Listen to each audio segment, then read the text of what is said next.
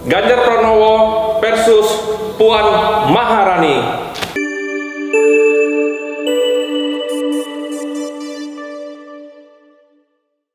Teman-teman Citra Indonesia, kami jamin Anda menang.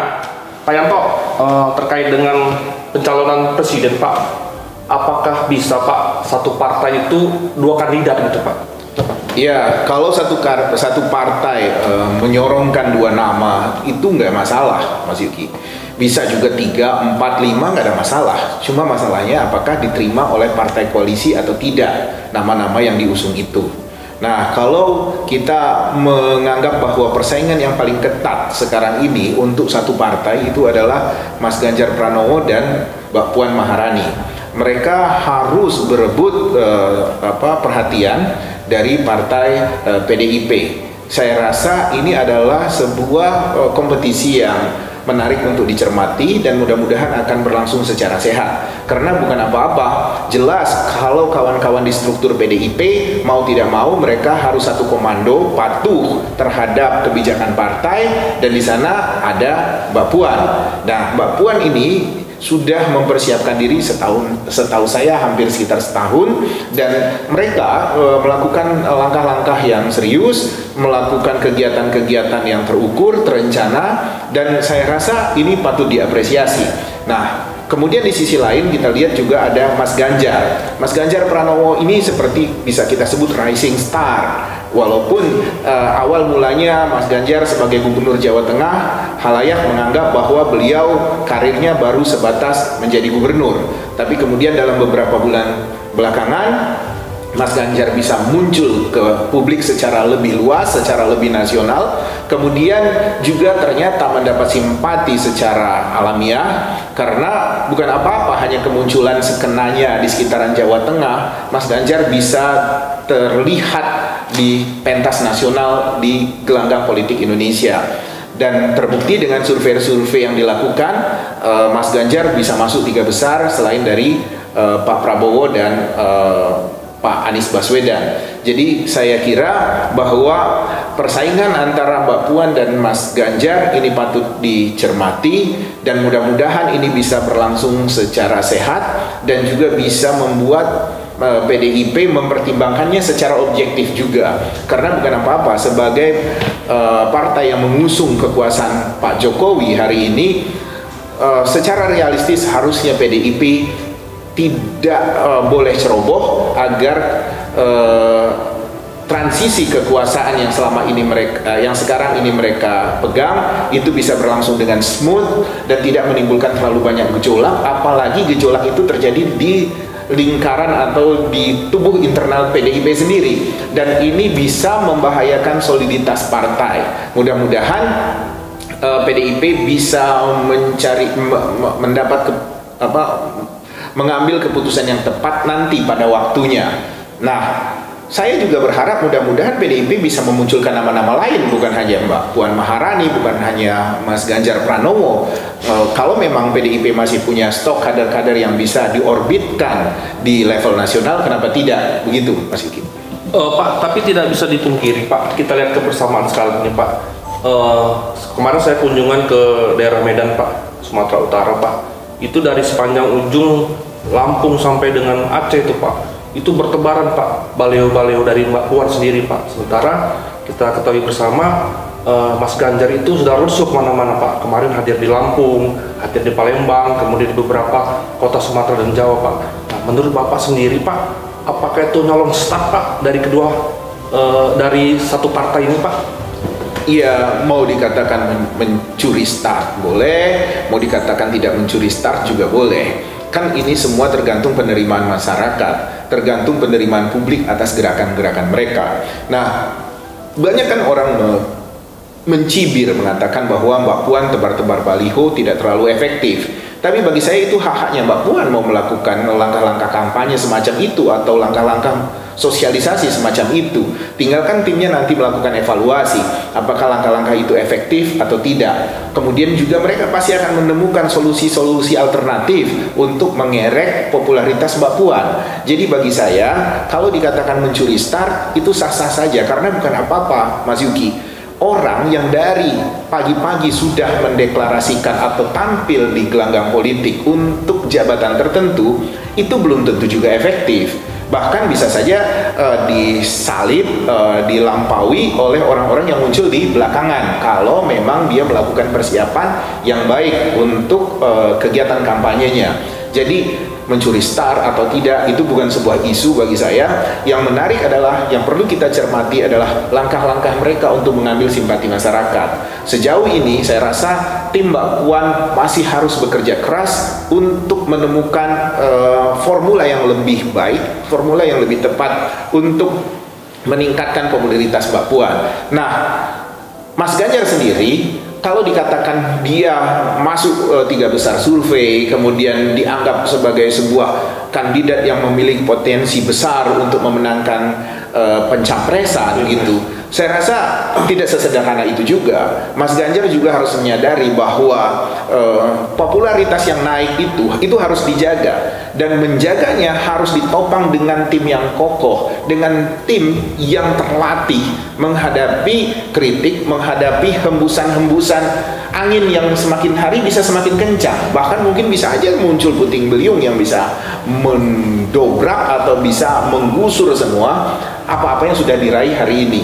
Nah, saya harapkan bahwa dua kandidat ini yang bersaing secara internal, yang secara peta mereka harus menghadapi persoalan-persoalan internal di partainya, itu menyadari bahwa mereka perlu melakukan langkah-langkah yang rasional, kemudian menjaga kekompakan agar soliditas partai itu bisa tetap terjaga. Karena apabila Mbak Puan dan Mas Ganjar tumbuh friksi atau diadu-adu atau dikipas-kipasi oleh tim suksesnya, atau bahkan dikipas-kipasi oleh eksternal yang punya kepentingan dengan Mbak Puan atau punya kepentingan dengan Mas Ganjar, ini akan bisa menimbulkan kerawanan buat PDIP sendiri. Tapi saya rasa di bawah kepemimpinan Ibu Megawati, badai-badai seperti ini udah biasa mereka hadapi, dan saya harapkan kedewasaan, kebijakan yang ada selama ini di tubuh PDIP itu bisa memberi kanal-kanal yang sehat buat Mas Ganjar maupun kepada Mbak Puan,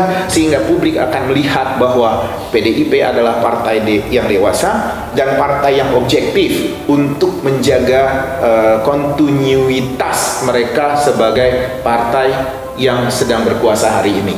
Mudah-mudahan ini bisa terwujud, dan yang dapat untung apa ya, partai-partai lain juga dapat untung karena mereka bisa mendapat komposisi pasangan yang lebih variatif. Misalnya si A dengan Mbak Puan dengan si B, Mas Ganjar dengan si C dengan Mbak Puan, Mas Ganjar dengan si D. Jadi komposisi, konfigurasi alternatif itu akan semakin kaya, dan saya rasa ini akan bukan hanya baik buat PDIP tapi juga baik buat kita semua. Pak Yanto, kita ketahui bersama Pak, Mbak Puan sendiri dengan Mas Ganjar sendiri adalah kader-kader terbaik dari partai itu, Pak. Nah, menurut Pak Yanto, Pak, apakah ini keputusan yang sulit, Pak, bagi PDIP, Pak, untuk mengusung capres, Pak? Ya, kalau keputusan ini berbasis subjektivitas, tentu keputusan ini menjadi keputusan yang sulit, Mas Yuki. Tapi kalau ini berbasis objektivitas, ini tidak sulit. Karena secara objektif angka-angka bisa diukur, secara objektif respon publik bisa diukur, secara objektif tanggapan masyarakat kepada dua tokoh ini juga bisa diukur. Jadi ini bukan sesuatu yang sulit, cuma memang perlu waktu. Adalah sesuatu hal yang bijak. Kemarin saya dengar Ibu Megawati memberi waktu, memberi ruang yang luas buat mereka untuk menampilkan dirinya, untuk menunjukkan siapa kader terbaik yang bisa diterima internal maupun eksternal partai. Jadi kalau koridornya objektivitas itu tidak sulit. Cuma kan orang-orang luar ini suka mengipas-ngipasi dengan mengatakan Mbak Puan itu anaknya Ibu Megawati, jadi tidak mungkin hubungan darah bisa mengabaikan kepentingan lain. Jadi kemungkinan besar Ibu Megawati pasti mendukung Puan, semacam itu. Dan saya rasa itu adalah pandangan-pandangan yang tidak berbasis fakta. Itu adalah pandangan-pandangan yang lebih penuh dengan asumsi-asumsi. Bahkan bisa juga pandangan-pandangan yang ingin menghasut agar terjadi ketidakharmonisan di tubuh PDIP sendiri. Jadi yang tidak mendukung Mbak Puan semakin bersemangat, yang mendukung Mbak Puan menjadi semakin gerah untuk semakin keras lagi berjuang. Bukan itu yang dipentingkan oleh PDIP terhadap dua kader mereka, adalah memberi ruang seluas-luasnya mereka untuk mengeluarkan segala kemampuan, mengeluarkan segala formula, mengeluarkan segala strategi agar mereka bisa dilihat unggul. Dan akhirnya apakah yang dipilih si A atau si B, publik mengatakan PDIP adalah partai yang dewasa dan partai modern untuk Indonesia ke depan. Pak, apakah memang ini sengaja diciptakan, Pak? Ada dua kandidat, Pak, seperti sosok tokoh Mbak Puan, kemudian sosok dari tokoh Mas Ganjar. Ini memang benar-benar diciptakan, Pak, oleh PDIP gitu, Pak. Dua sosok ini, Pak. Ada yang mencurigai seperti itu, Mas. Dan kalau memang ini benar diciptakan dua figur ini oleh PDIP sendiri, itu berarti PDIP sudah 1-2 langkah lebih maju dibandingkan partai-partai lain. Bukan apa-apa, partai-partai lain untuk mencari satu figur aja sudah ngos-ngosan sampai hari ini. Bahkan satu figur misalnya yang udah digadang-gadang, dipoles-poles, ditiup-tiup, diangkat-angkat, dilambung-lambungkan, masih juga gitu seperti balon kempis, nggak ngangkat dengan kekuatannya, tapi pas ditiup angin atau di blow up oleh media, ngangkat sebentar terus itu ambruk lagi. Nah, ini nggak mudah mencari figur seperti ini, dan saya rasa harusnya PDI bersyukur bahwa mereka memiliki dua figur yang sangat baik, dua figur yang memiliki tekad, dua figur yang memiliki niatan untuk bertarung, untuk menunjukkan siapa diri mereka, dan diterima atau tidak oleh publik pada akhirnya. Bagi saya ini adalah sebuah pertarungan, permainan politik, gelanggang politik yang memang bisa menang, bisa kalah, bisa diterima, bisa tidak diterima, tapi itu harus dicoba. Nah, lihat aja figur-figur yang lain, lihat saja figur-figur dari partai politik yang lain, apakah mereka mencoba? Apakah mereka sudah melakukan sesuatu? Apakah mereka sudah melakukan langkah konkret? Apakah, jangankan menarik simpati masyarakat, menarik pendukungnya aja mereka belum hari ini, tapi mereka pengen jadi presiden, pengen jadi wakil presiden, kan lucu. Jadi apapun yang terjadi buat Mbak Puan, buat Mas Ganjar, bagi saya mereka mendapat apresiasi saya yang luar biasa karena mereka sudah memantapkan langkah. Dan ini penting buat masyarakat, buat bangsa ini untuk belajar bahwa figur presiden itu memang adalah figur yang mau bertarung. Apakah nanti diterima atau tidak itu urusan lain. Nah, partai-partai lain mana? Jangan mengaku bahwa kita cuma partai cuma 5%, 3%, 7% sehingga kita lihat nanti. Tidak, kalau mereka punya figur yang kuat mereka bisa memunculkan itu kok. Tapi nyatanya kan mereka seperti masih mau hitung-hitung aja melihat bangsa ini, kepemimpinan nasional itu dilakukan dengan cara-cara arisan aja, pengen bagi-bagi, kemudian hahaha, kemudian rangkul-rangkulan antar sahabat, takut ketahuan dosa-dosa politiknya, takut kesalahan-kesalahan masa lalunya diungkit-ungkit, akhirnya hanya nunggu. Dan bagi saya partai politik seperti ini tidak sehat. PDIP bagi saya keren. Pak, selaku konsultan politik dari Citra Indonesia, Pak Yanto, ada Pak saran-saran buat Mbak Puan ataupun Mas Ganjar untuk kedepannya Indonesia ke depan, Pak? Ya, saya harap apakah Mas Ganjar atau Mbak Puan bisa legowo apapun keputusan Ketua Umum PDIP. Dan saya rasa pun Ketua Umum PDIP keputusannya akan diawasi dan dimonitor oleh publik. Publik ini bisa juga pendukung tradisionalnya PDIP, bisa pendukung militan PDIP, bisa orang-orang yang bersimpati pada PDIP, tapi juga akan dicermati oleh masyarakat luas. Jadi orang-orang yang bukan PDIP pun akan menunggu, akan melihat sebuah peristiwa yang penting buat bangsa ini ketika Ibu Megawati nanti memutuskan siapa yang akan dimunculkan. Tapi bisa saja dua-duanya, misalnya berkoalisi dengan partai-partai lain dengan kombinasi yang satu RI1, yang satu RI2, tapi tidak mungkin RI1, RI2 dimunculkan oleh PDIP karena oleh PDIP sendiri. Jadi dua kader PDIP dimunculkan sebagai RI1, RI2 karena nanti PDIP bisa menjadi musuh bersama, resikonya di sana. Tapi dengan perkembangan sekarang, saya rasa dalam istilah main dua kaki buat PDIP itu sangat terbuka, dan saya pikir kalau tidak ada figur-figur alternatif dari dua orang ini yang sudah menggadang-gadangkan dirinya, saya rasa partai-partai di luar PDIP tidak punya pilihan kecuali mengakomodir konfigurasi figur yang tersedia yang kita lihat hari ini, Mas Yuki.